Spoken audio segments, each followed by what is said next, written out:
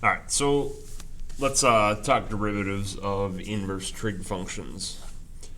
So we have inverse sine here, and what we want to do is write inverse sine as sine. So what we're going to do is we're going to go backwards from what we did in the last video.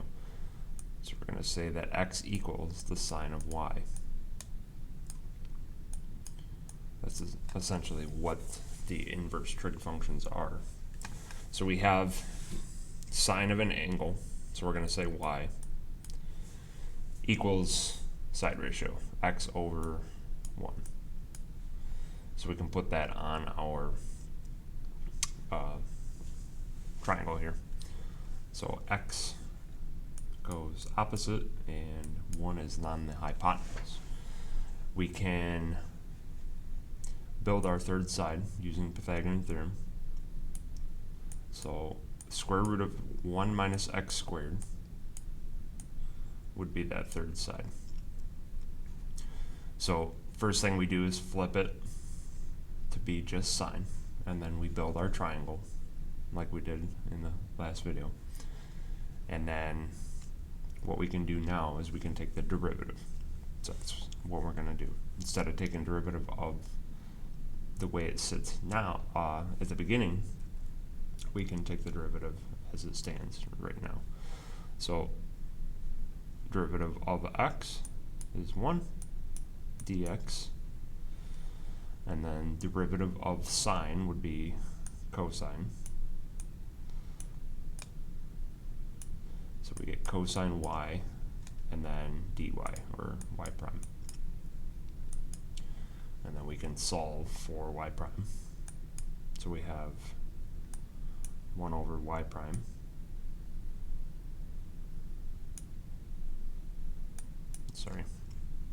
not 1 over y prime, 1 over cosine of y.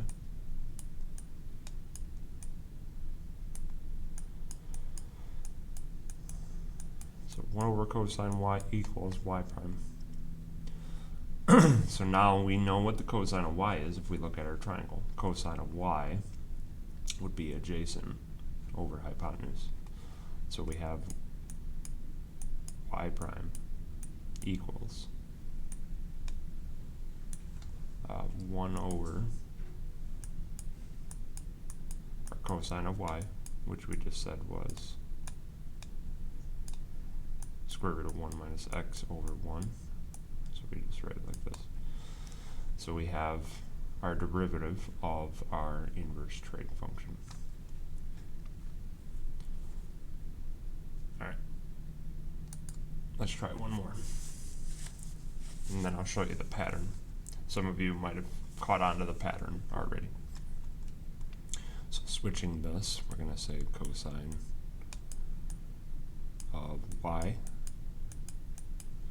equals x. Build our triangle. So we have our y here. X is the adjacent side over hypotenuse is 1. And now we can find the third side. Obviously, you can do this in any order. You could do the derivative and then find the third side, or find third side now.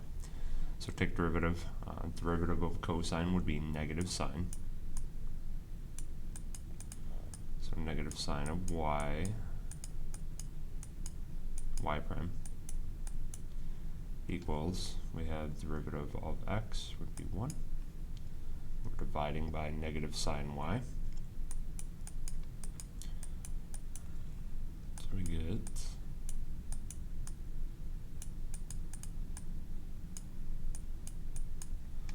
negative sine y in the bottom. And now we can figure out what sine of y is. So sine of y would be the opposite side over the hypotenuse. So we have a negative 1 over sine of y, which is root 1 minus x squared.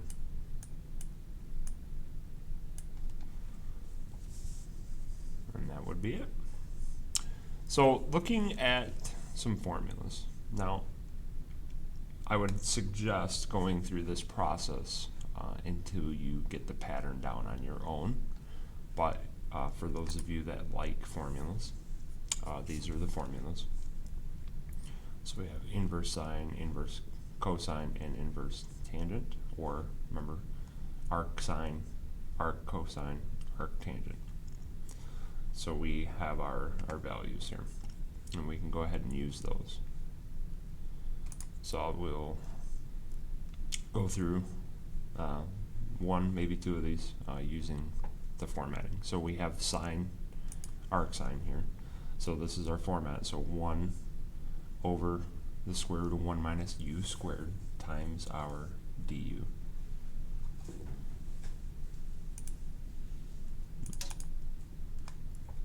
So our u